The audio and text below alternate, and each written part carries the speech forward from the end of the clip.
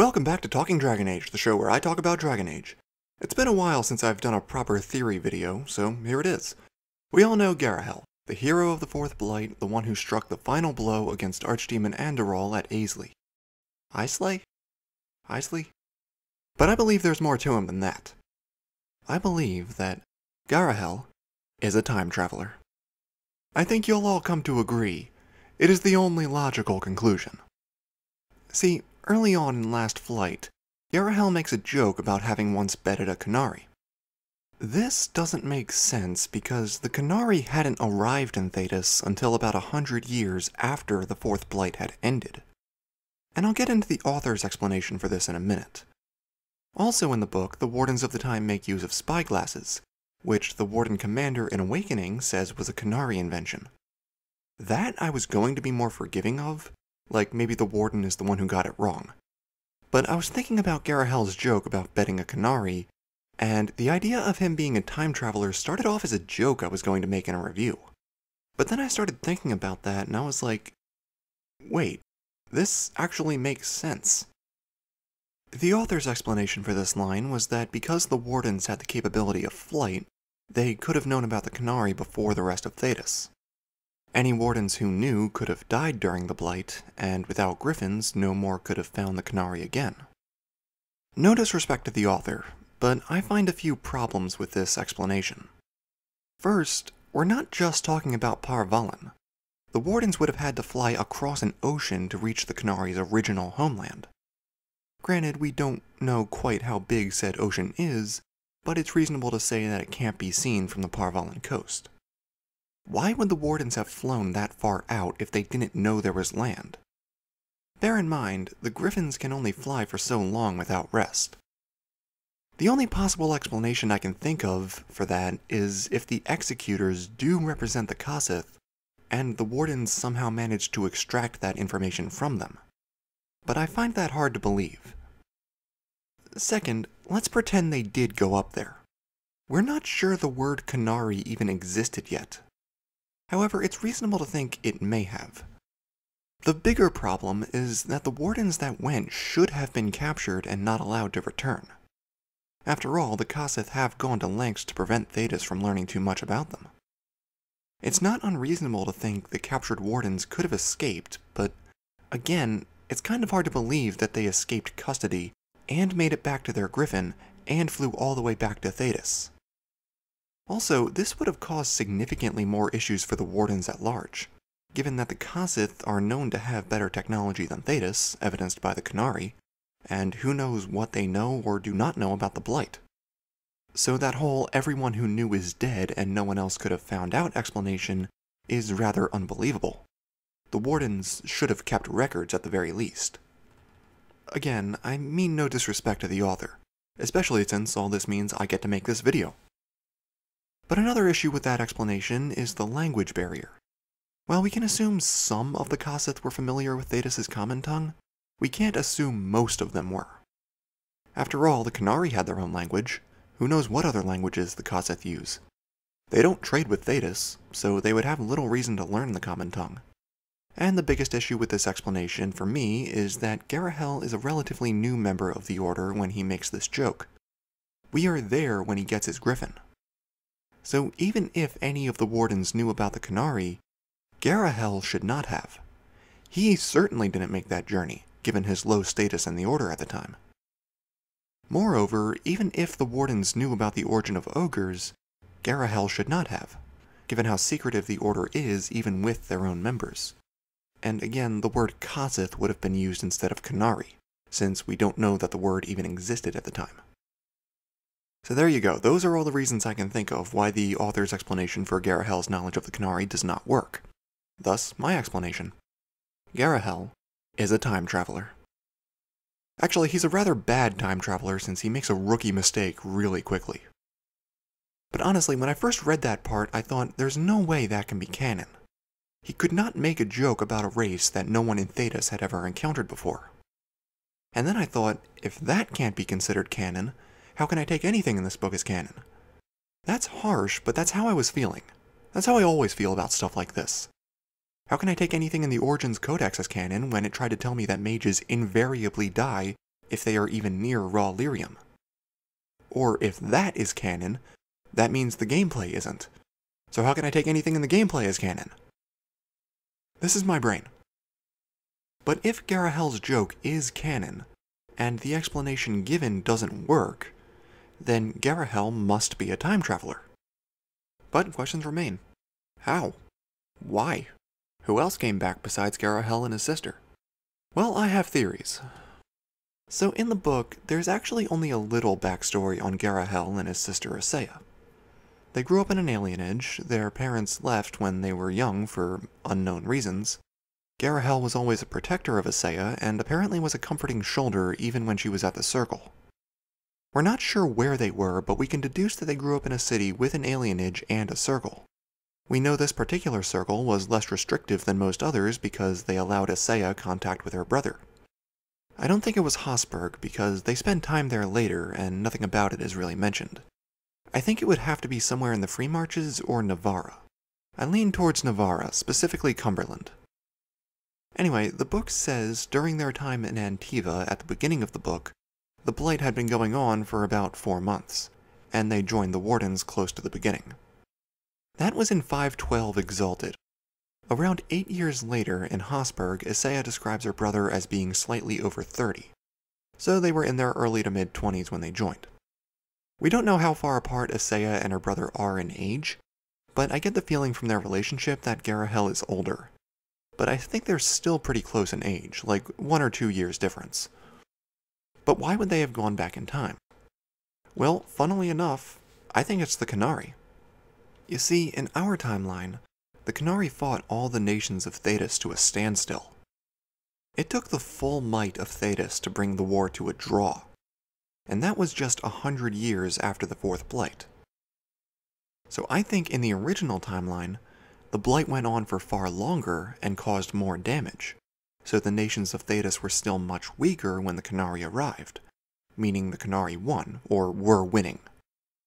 It was decided that the only way to beat the Qunari would be to travel back in time and make sure the nations of Thedas were stronger. The best way to do that was to end the Fourth Blight sooner. I do not think Garahel and Isseya came up with this plan, but volunteered to be part of it. Based on Isseya's comment that she's not sure whether she went to the Wardens with Garahel or if he went with her, they may have already joined up before this plan was hatched. I think they gathered in Cumberland, the kind of base for the Circle of Magi. As for why the Wardens would involve themselves, the Qunari were probably causing issues for them. Introducing regulations, getting involved too much, basically what you would expect from the Qunari. And the Wardens were then unable to do their duty efficiently. After all, we know the Qunari like to think they can handle things that they really can't. Perhaps some Tevinter guys would have gotten involved, and perhaps some mages from Orlais, pooling their knowledge to create a kind of time magic to send volunteers back in time to end the Blight sooner. I would say they undertook the joining before making the jump, so that A, the Wardens of the time wouldn't reject them, and just kind of take their word for the idea that they were just recruited and are reporting for duty.